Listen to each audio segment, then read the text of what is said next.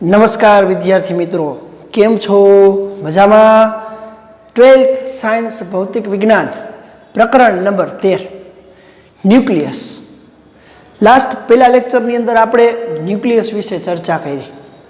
Nucleus શું છે, ન્યુક્લિયસનું પરિમાણ, ન્યુક્લિયસ અને પરમાણુ કે અણુ જેવા નાના એવા વસ્તુઓ સાથે, નાની એવા પરમાણુઓ સાથે કામ કરવું હોય તો એનું દળ કેવી રીતે આપણે શોધી શકીએ. હવે આપણે વાત કરવી છે કે આવા પરમાણુમાં ન્યુક્લિયસ એ કેવા કેવા પ્રકારે હોઈ શકે, એટલે કે ન્યુક્લિયસ સાથે એ કેવા કેવા સંબંધમાં હોઈ શકે છે એની આપણે વાત કરવી છે. તો અલગ અલગ એના બે પ્રકારો અથવા તો બંને સાથેના સંબંધ એ 4 પ્રકારે હોઈ શકે છે. એટલે કે પરમાણુમાં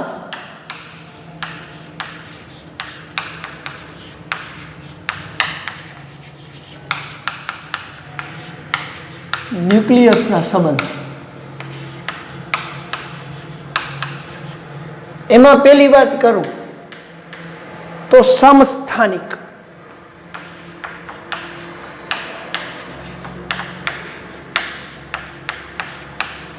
એને આઇસોટોપ કહેવાય, આઇસોટોપ. તો ન્યુક્લિયસના સમસ્થાનિક એટલે શું, પરમાણુના સમસ્થાનિક એટલે શું? તો કે જે પરમાણુઓના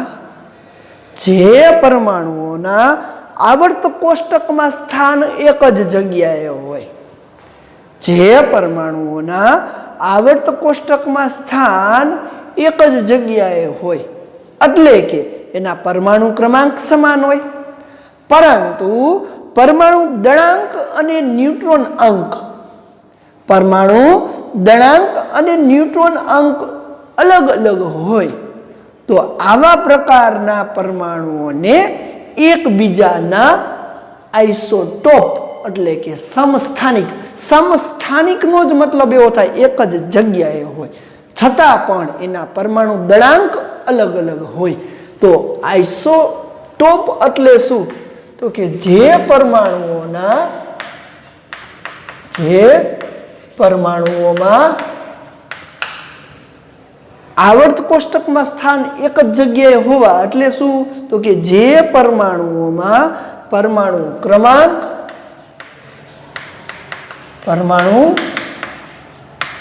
ક્રમાંક સમાન હોય, પરંતુ પરમાણુ દળાંક અલગ અલગ હોય, એટલે સમાન ન હોય. ટૂંકમાં લખવું હોય તો શું કહી શકાય? સમાન ન હોય, સમાન ન હોય તેને એકબીજાના સમસ્થાનિકો અથવા આઇસોટોપ કહે છે. સમસ્થાનિકો કહે છે. તો એવું તો કઈ રીતે શક્ય બને કે આવર્ત કોષ્ટકમાં એક જ જગ્યાએ સ્થાન હોય, આવર્ત કોષ્ટકમાં એક જ જગ્યાએ સ્થાન હોય, પરંતુ પરમાણુ દળાંક અલગ અલગ હોય? તો યાદ કરો, પરમાણુમાં ઉત્તેજિત અવસ્થામાં ઇલેક્ટ્રોન એક કક્ષામાંથી બીજી કક્ષામાં જાય ત્યારે ઉર્જાનું ઉત્સર્જન કરે. તો એવા પરમાણુઓ છે એ એકબીજાના સમસ્થાનિક હોઈ શકે છે. ઉદાહરણો લઈએ એટલે સમજાશે. પેલું ઉદાહરણ લઉં તો કે કાર્બન 612, હમણાં જ વાત કરી હતી. કાર્બન 612 એ શું છે? સ્થાયી અવસ્થામાં અનઉત્તેજિત અવસ્થામાં છે, પરંતુ ઉત્તેજિત અવસ્થામાં કાર્બન 614 પણ હાજર છે. તો કાર્બન 614 એ કાર્બન 612 જોવો જોઈએ, જેમાં Z બરાબર 6, અહીંયા પણ Z બરાબર 6, પરંતુ પરમાણુ દળાંક A બરાબર 12 છે, અહીંયા પરમાણુ દળાંક A બરાબર 14 છે. તો આ બંને એકબીજાના કેવા કહેવાય? સમસ્થાનિક. શું કહેવાય? સમસ્થાનિકો કહેવાય. જો કાર્બન કાર્બન જ છે, બંને પરમાણુ આવર્ત કોષ્ટકની અંદર બંને એક જ જગ્યાએ હોય, કારણ કે બંનેના પરમાણુ ક્રમાંક સમાન છે. બીજું એકાદું ઉદાહરણ લઈએ. ચાલો, ઉદાહરણ તરીકે હાલો હાઇડ્રોજન જ લઈ. પેલું છે H11. હાલો, એનો સમસ્થાનિક છે H12, જેને ડ્યુટેરિયમ કહીએ છીએ આપણે. હજી એક છે એનો સમસ્થાનિક H13, ટ્રિટિયમ. તો જોવો જોઈએ, એની અંદર પરમાણુ ક્રમાંક Z બરાબર 1, Z બરાબર 1, Z બરાબર 1, પરંતુ પરમાણુ દળાંકની અંદર 1, 2, 3. તો હવે આના માટે આપણે એક ચોક્કસ વાળી વાત કરીએ તો હાઇડ્રોજન પરમાણુની અંદર એક પ્રોટોન હાજર હોય. જોવો જોઈએ, પ્રોટોનની સંખ્યા એક, પણ છતાં પણ એના પરમાણુ દળાંકનો ગુણોત્તર 1:2:3 થયો. તો અહીંયા આપણે વાત કરવી છે કે હાલો હું આના માટે લખું અહીંયા. તો હાઇડ્રોજન પરમાણુમાં એક પ્રોટોન હોય તો એક હાઇડ્રોજન માટેનું દળ વાત કરું તો હાઇડ્રોજન પરમાણુનું દળ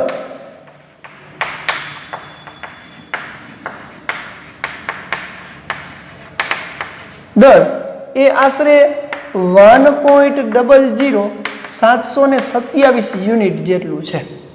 કેટલું છે? 1.00727 યુનિટ. હવે H12 એટલે ડ્યુટેરિયમ.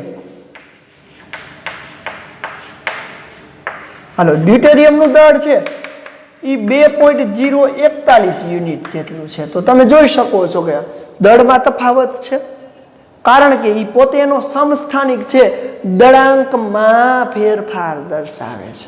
શેમાં ફેરફાર દર્શાવે છે? દળાંકમાં. હવે વાત કરીએ ટ્રિટિયમનું દળ.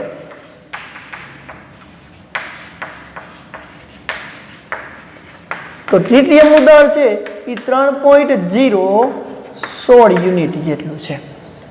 તો જુઓ જોઈએ, આ હાઇડ્રોજન ના બે સમસ્થાનિકો ડ્યુટેરિયમ H12 અને ટ્રિટિયમ H13 એમના દળોનો ગુણોત્તર 1:2:3.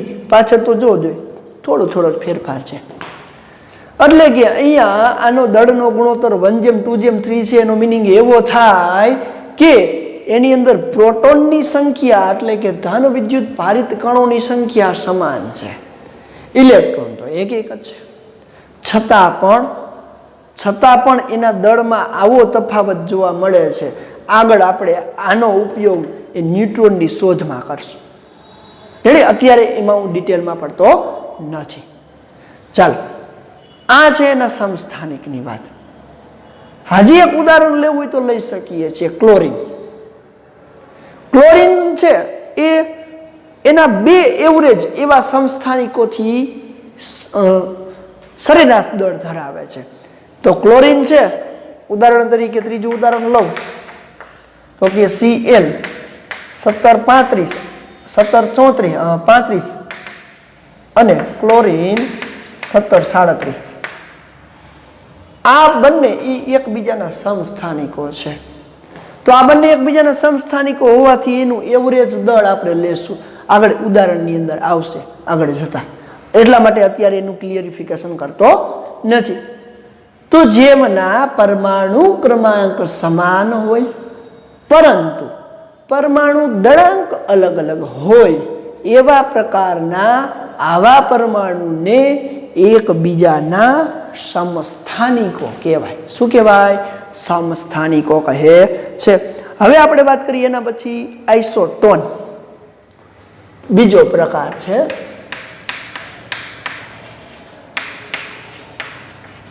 આઇસોટોન. આઇસોટોન એટલે શું? તો આઇસોટોપમાં શું કીધું તમને મેં? જેમના પરમાણુ ક્રમાંક સમાન હોય પરંતુ પરમાણુ દળાંક અસમાન હોય, એટલે સમાન ન હોય. તો પરમાણુ ક્રમાંક સમાન હોય, પરમાણુ દળાંક અસમાન હોય, એને એકબીજાના આઇસોટોપ કીધા. તો આઇસોટોન એટલે શું? તો કે જે પરમાણુઓના ન્યુટ્રોન અંક સમાન હોય. ન્યુટ્રોન અંક એટલે શું? એ આમાં મેં તમને ક્યાંય કીધું નહીં, હવે આવશે.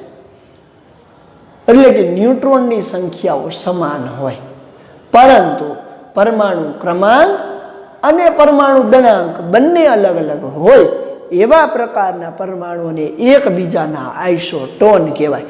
બંનેના ટોન સમાન છે. ટોન એટલે આ ન્યુટ્રોનની વાત કરીએ છીએ. તો આઇસોટોન એટલે શું? તો કે જે પરમાણુઓના ન્યુટ્રોન અંક સમાન હોય. ન્યુટ્રોન અંક સમાન હોય, પરંતુ શું અસમાન હોય? તો કે પરમાણુ ક્રમાંક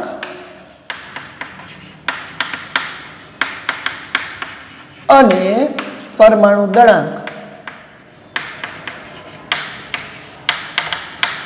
અસમાન હોય.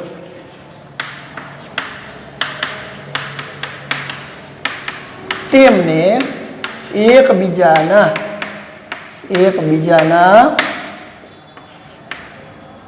આઇસોટોન કહેવાય. આઇસોટોન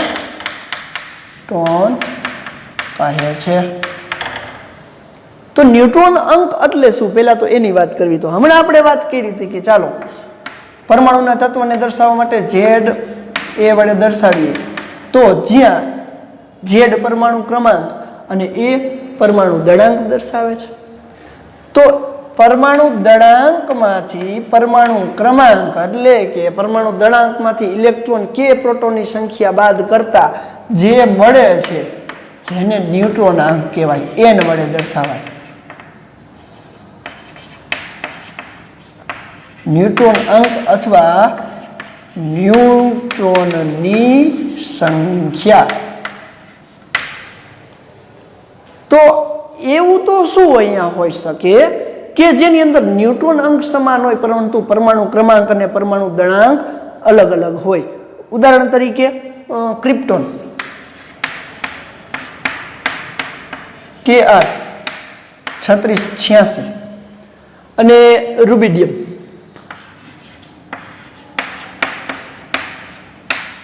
3787.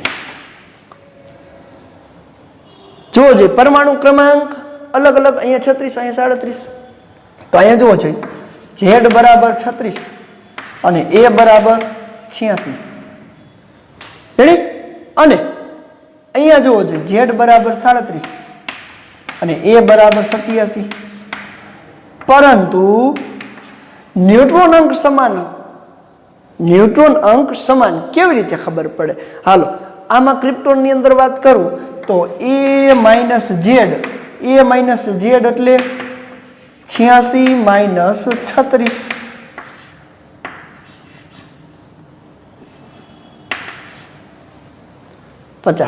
મળે? અહીંયા જોવો જોઈએ એ માઇનસ ઝેડ 87 માઇનસ 37 50. તો જોવો જોઈએ બંનેના ન્યુટ્રોનાંક n બરાબર 50 મળે છે. એટલે કે જે પરમાણુના ન્યુટ્રોનાંક સમાન હોય પરંતુ પરમાણુ ક્રમાંક અને પરમાણુ દળાંક અલગ અલગ હોય, એવા પ્રકારના આવા પરમાણુઓને એકબીજાના આઇસોટોન કહે છે. હવે તમારે આ સિવાયના બીજા ઉદાહરણ શોધી અને લખવાના છે આઇસોટોનના. એકબીજાના આઇસોટોન હોય એવા પરમાણુઓની જોડ તમારે લખવાની છે.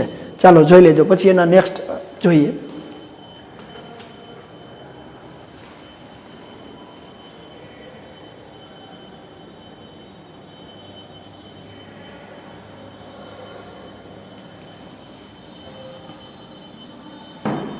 ચાલો ત્રીજું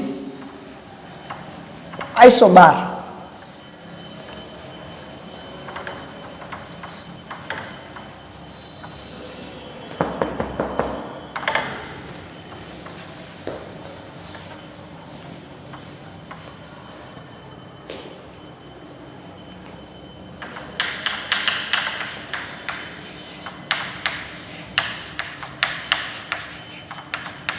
આઈસો 12.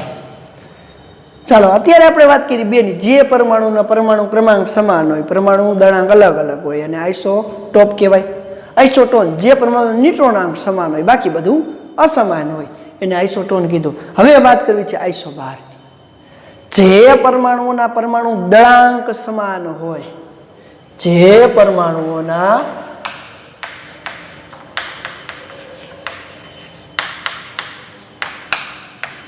પરમાણુ દળાંક સમાન હોય, પરંતુ પરમાણુ ક્રમાંક અસમાન હોય, એટલે કે સમાન ન હોય, અસમાન હોય તેવા પરમાણુને એકબીજાના આઈસોબાર કહેવાય. શું કહેવાય? આઈસોબાર કહે છે. જે પરમાણુઓના પરમાણુ દળાંક સમાન હોય પરંતુ પરમાણુ ક્રમાંક અલગ અલગ હોય એમને એકબીજાના આઈસોબાર કહે છે. સિમ્પલ એકદમ ઉદાહરણ છે. ઉદાહરણ તરીકે લેડ પીબી 82-214 અને એની સાથે જોડ બિસ્મથ 83-214. તો જોજો લેડ 82-214, ઝેડ બરાબર 82, અહીંયા ઝેડ બરાબર 83. પરમાણુ ક્રમાંક અલગ અલગ, પરમાણુ ક્રમાંક અસમાન, પરંતુ એ બરાબર 214 અને અહીંયા પણ એ બરાબર 214 છે. તો તેમને એકબીજાના આઈસોબાર તરીકે ઓળખવામાં આવે છે. તો જુઓ જોઈએ, જેમના પરમાણુ દળાંક સમાન છે, એ સમાન છે, પરંતુ પરમાણુ ક્રમાંક અલગ અલગ છે, એવા પરમાણુઓની આવી જોડને એકબીજાના આઈસોબાર તરીકે ઓળખવામાં આવે છે. આના પણ બીજા ઉદાહરણ તમારે શોધી અને લખવાના છે. હવે લાસ્ટ વન, છેલ્લું, આઈસોમર.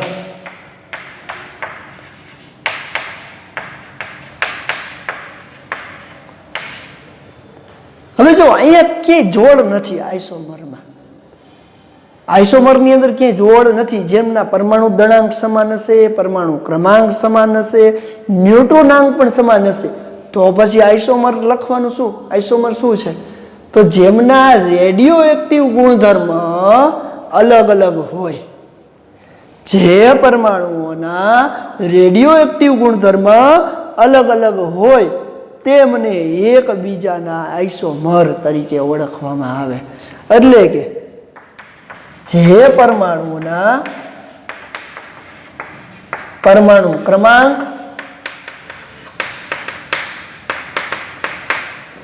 પરમાણુ દળાંક સમાન હોય, પરંતુ તેમના રેડિયો એક્ટિવ ગુણધર્મ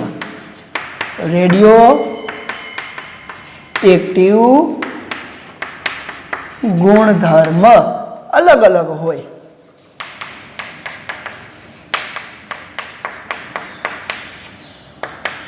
તેમને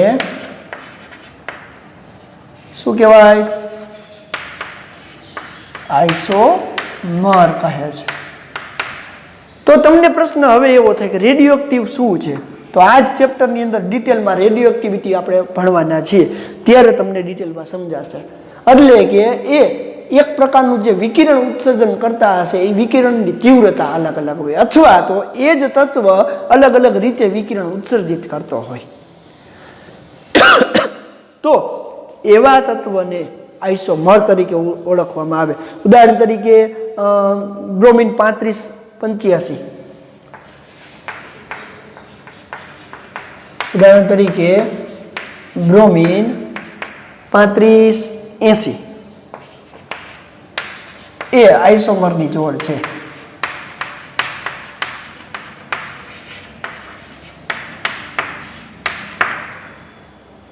બ્રોમિન 35-80 એ એક આઈસોમરની જોડ છે, Br. તો આ જે પરમાણુમાં ન્યુક્લિયસના કેવા કેવા પ્રકારે સંબંધ હોય. Isotope, isotone, isobar, isomer. Ready? તો આ ચારે ચાર વ્યવસ્થિત જોઈ લેજો, જેથી તમને MCQની અંદર આગળ જતા જે ન્યુક્લિયસની પ્રક્રિયાઓ, ન્યુક્લિયર પ્રક્રિયાઓ આપણે જોવાના છીએ એની અંદર એ તમને ખૂબ જ ઉપયોગી નીવડશે. નવી ટેક્સ્ટ બુકની અંદર લગભગ આ નીકળી ગયું છે, છતાં પણ હું અહીંયા કરાવ્યું છે. એનું કારણ એ છે કે આ ખૂબ જ અગત્યનું છે આગળના બધા પોર્શન સમજવા માટે. ચાલો આટલું જોઈ લેજો અત્યારે. પરમાણુના અલગ અલગ ન્યુક્લિયસ સાથેના સંબંધ પછી મેં તમને વાત કરી હતી આઇસોટોપના. આઇસોટોપની અંદર આપણે એવી ચર્ચા કરી કે હાઇડ્રોજન પરમાણુના બે સમસ્થાનિકો, એ બે સમસ્થાનિકો છે એ એક જ સરખા પ્રોટોન અને ઇલેક્ટ્રોનની સંખ્યા ધરાવવા છતાં એમના દળ એ અલગ અલગ દર્શાવે છે. કારણ શું છે? તો કે એની અંદર એવું તો શું છે, એની અંદર એવું તો શું છે કે જેથી એના દળની અંદર આવો તફાવત જોવા મળે છે?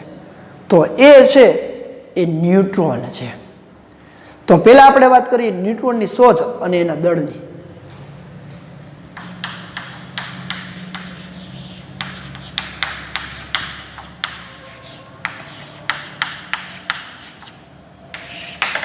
હાલો, ન્યુટ્રોનની શોધ કેવી રીતે થઈ? તો હમણાં મેં તમને વાત કરી એ પ્રમાણે કે હાઇડ્રોજન પરમાણુના સમસ્થાનિક H પરમાણુના સમસ્થાનિકો H11, H12 અને H13. હવે આની અંદર શું જોવા મળ્યું? તો કે હાઇડ્રોજન પરમાણુના આ સમસ્થાનિકોનો દળ હમણાં આપણે લખ્યા હતા, યાદ કરો. હાઇડ્રોજન પરમાણુનું દળ 1.00727 યુનિટ. એના પછી H12 નું દળ લખું તો 2.041 યુનિટ. અને ત્રીજાનું ટ્રિટિયમનું દળ લખું તો 3.016 યુનિટ. એટલે કે એના દળાંકનો ગુણોત્તર, એટલે કે હાઇડ્રોજન પરમાણુના આ સમસ્થાનિકના દળાંકનો ગુણોત્તર આપને કેવો મળે છે જોવો જોઈએ. તો H પરમાણુના દળનો ગુણોત્તરની વાત કરીએ તો ગુણોત્તર કેવો છે જોવો તો 1:2:3. તો એક જ પરમાણુ હોવા છતાં, એક જ આવર્ત કોષ્ટકમાં સ્થાન ધરાવતા હોવા છતાં પણ એના દળનો આવો તફાવત કેમ જોવા મળે? તો આ વસ્તુને ધ્યાનમાં રાખી અને 1932માં ઈસવીસન 1932માં જેમ્સ ચેડવિક નામના વૈજ્ઞાનિકે કે જ્યારે આવા હાઇડ્રોજનના સમસ્થાનિકોનો દળનો ગુણોત્તર એને આશ્ચર્યજનક લાગ્યો. કારણ કે એક જ હોવા છતાં એની પ્રોટોનની સંખ્યાઓ સમાન છે, પરમાણુ દળાંક અલગ અલગ છે. તો પ્રોટોન સિવાયનું ન્યુક્લિયસની અંદર એવું તો શું છે કે એના દળમાં આવો તફાવત જોવા મળે? તો એને આલ્ફા કણના પ્રકીર્ણનનો પ્રયોગ કર્યો. એને બેરિયમ પરમાણુ ઉપર, બેરિયમ ન્યુક્લિયસ ઉપર, તો કે ચેડવિકે બેરિયમ ન્યુક્લિયસ પર શું કર્યું? તો કે આલ્ફા કણને પ્રતાંડિત કર્યું. આલ્ફા કણને પ્રતાંડિત કરતા તો કે ચોક્કસ વિકિરણની ઉત્સર્જન થયું. ચોક્કસ વિકિરણની ઉર્જાનું ઉત્સર્જન જોવા મળે છે.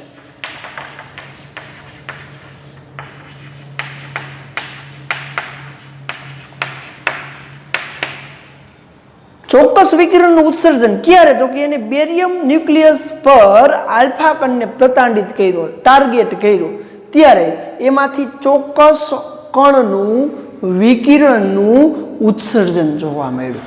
હવે આ કણ છે એ હલકા એવા પરમાણુ કે ન્યુક્લિયસમાંથી પ્રોટોનને છૂટું પાડવા માટે સક્ષમ છે. એટલે કે આવા કણ અથવા તો આ વિકિરણ એ કાર્બન, હિલિયમ કે નાઇટ્રોજન જેવા હલકા કણ માટે અથવા તો હલકા ન્યુક્લિયસમાંથી પ્રોટોનને દૂર કરી શકે છે. પ્રોટોનને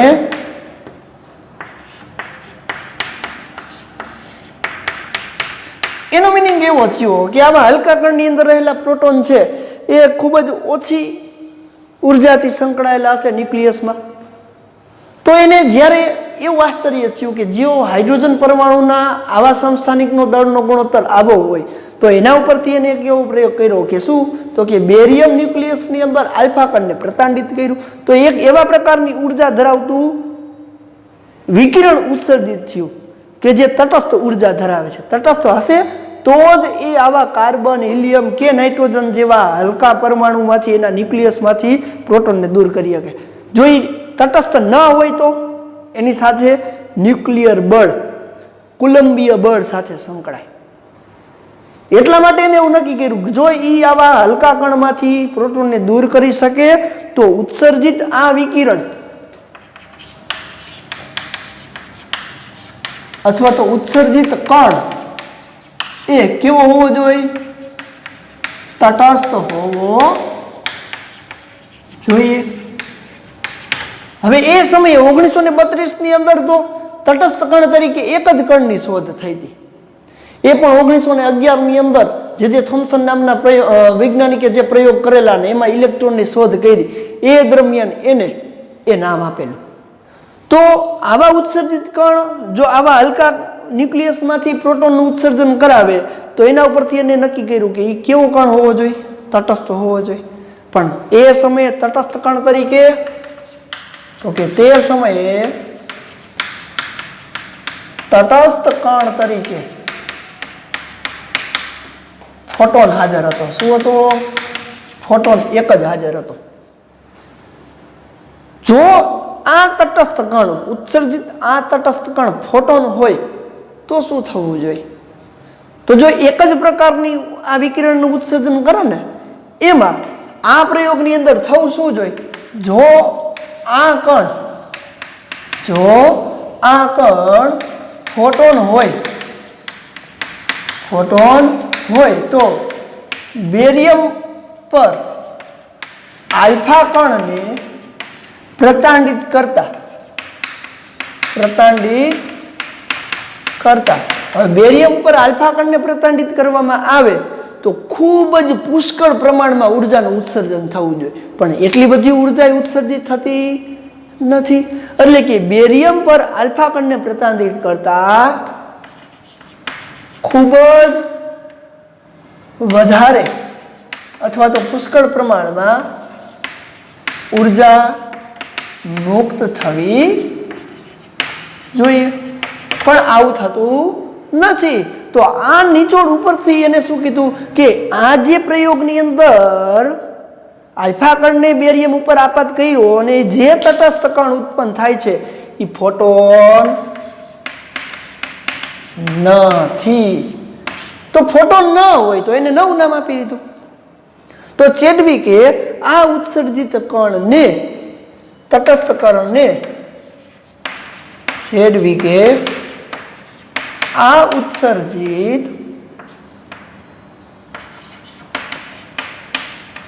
તટસ્થ કણને ન્યુટ્રોન શું નામ આપ્યું? ન્યુટ્રોન.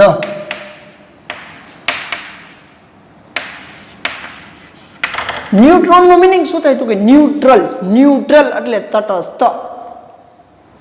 તો અહીંયા હાઇડ્રોજન પરમાણુના આવા સમસ્થાનિક ઉપરથી એને એવું વિસ્ફોરણ થયું કે ખરેખર ન્યુક્લિયસની અંદર માત્ર ને માત્ર પ્રોટોન જ નહીં એક એવા પ્રકારનો તટસ્થ કણ છે કે જે એના દળમાં વધારો કરે છે. શું કરે છે? દળમાં વધારો કરે છે. અને એ તટસ્થ કણ એટલે ન્યુટ્રોન.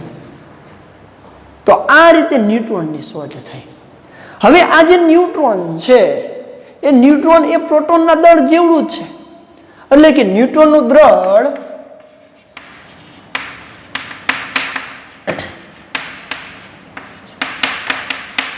પ્રોટોનના દળ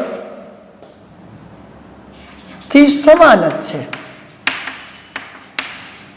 થોડોક જ ફેરફાર છે. તો આપણે આગળ હમણાં વાત કરી હાઇડ્રોજન પરમાણુમાં પ્રોટોનનું દળ કેટલું હતું? પ્રોટોનનું દળ 1.00 727 યુનિટ હતું.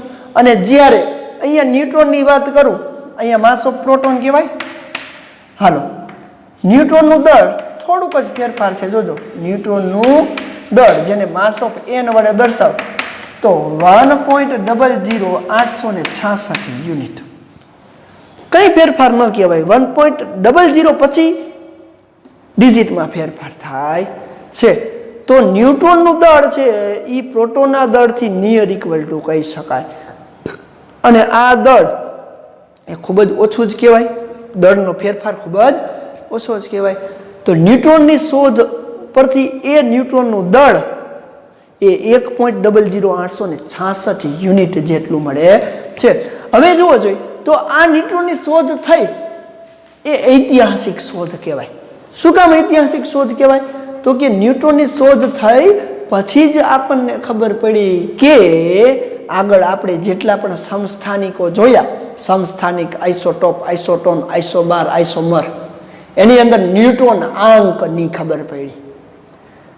તો ન્યુટ્રોનની આ શોધના કારણે ચેડવિકને 1935માં નોબેલ પારિતોષિકથી સન્માનિત કરવામાં આવ્યા. કારણ કે ન્યુટ્રોન એ ખરેખર એક ઐતિહાસિક શોધ કહેવાય.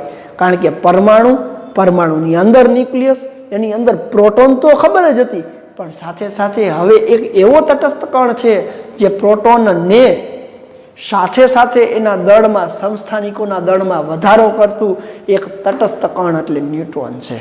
તો ચેડવિકને 1935માં નોબેલ પારિતોષિકથી અથવા નોબેલ પુરસ્કાર મળ્યો.